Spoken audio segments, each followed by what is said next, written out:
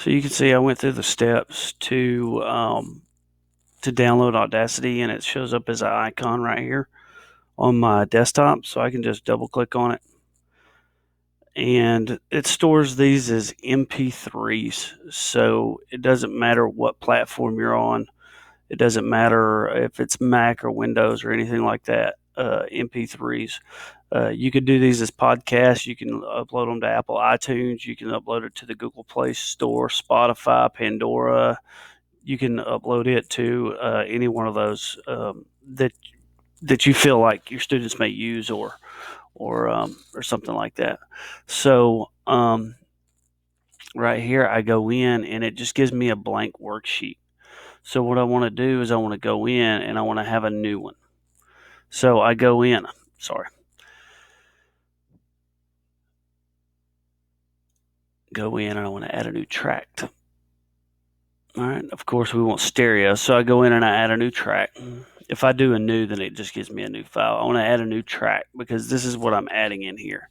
So to go through and do this track, like let's say if I'm doing it for this certain one, if I want to record the track that's right here, so I can go in and I can record, and you can see that it's recording my track here. If I want to stop recording, I click stop record, or I'm sorry, stop, and I can stop it here.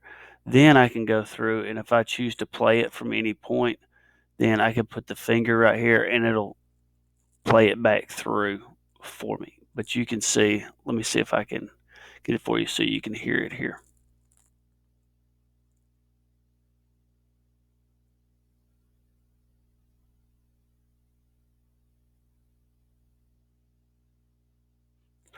So see, then it records it. I can also take some of these.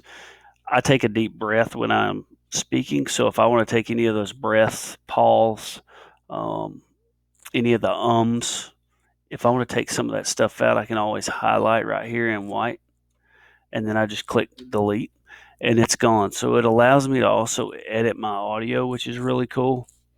So if I am reading a story, I did one with this program on the little engine that could for my son. So I was reading him a story uh, about the little engine that could, and I went through and took out a lot of the deep breaths that I take, some of the ums and uhs and stuff like that, and actually took those out, and it made it very nice and flush.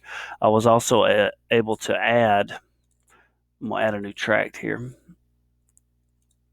and I can add another one. Well, on this track, it was my voice, and on this track, it was actually a very faint train sound.